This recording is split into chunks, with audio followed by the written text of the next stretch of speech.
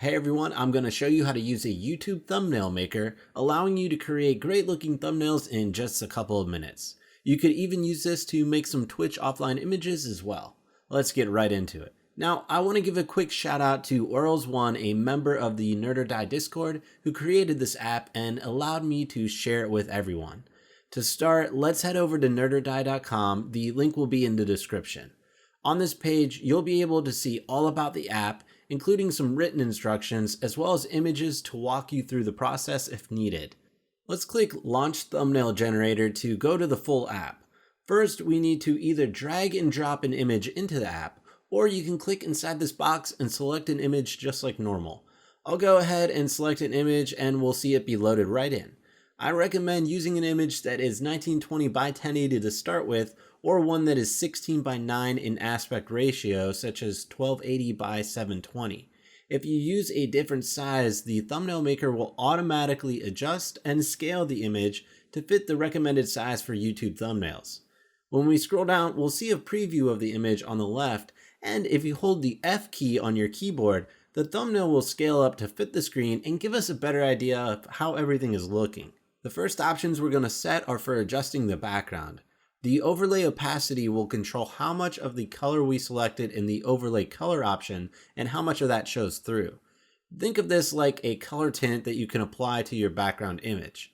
This can be useful when you want your text to stand out a bit more. You can use the color picker to change the color in multiple ways. You can even see the hex code or RGB values here as well. Next is the vignette. Think of this as a gradient that comes in from the corners. Adjust your opacity and size of your vignette, and this can produce some pretty nice looking effects. Remember, you can scroll back up or hit F to view your image at a bigger size. Let's now move on to the frame options. Here we can set a size or thickness for a frame.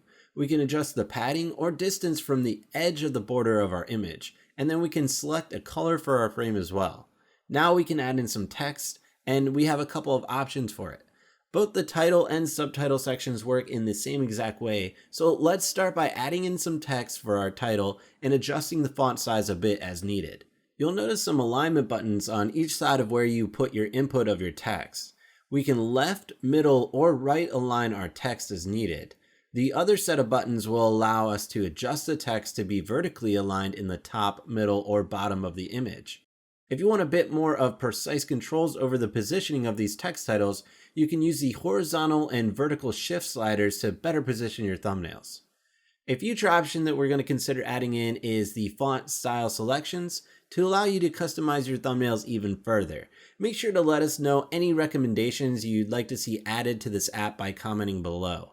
Now, finally, there's color selections for both the title and subtitle options. Once you're done playing around and getting the perfect title positions, sizes, and colors, we can add in a branding image. This works in the same way as adding in our background image as we did before, where we can simply drop an image into the app or click inside the box and select the image that we'd like to use. If you don't want to use a branding image, you can of course skip this step as well. We can set what side of the image we'd like to align our branding to. So let's say we want to align our image to the bottom right. We can simply click the right button and then the bottom button. We can adjust the offsets of the horizontal and vertical positions as well to make sure that our branding image is exactly where we like it. Also, we can adjust the opacity of this image if we'd like to give it a watermark-like effect, as well as the overall scale of the image to make it bigger or smaller. Let's hold the F key to pay some respects to our new image and see how it looks so far.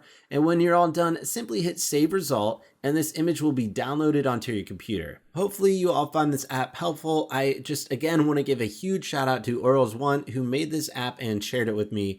So make sure to check out his work at orls1.tips, which will be linked below. He posts streamer freebies on his site, so hop over there and grab some cool graphics for your stream. And he even added in some last minute ideas that we had for the app, so thanks a bunch for that. If you have any questions about this video, leave them in the comments below. Don't forget to give it a like and make sure to subscribe to Nerd or Die for more great streaming and video game content. Thanks for watching.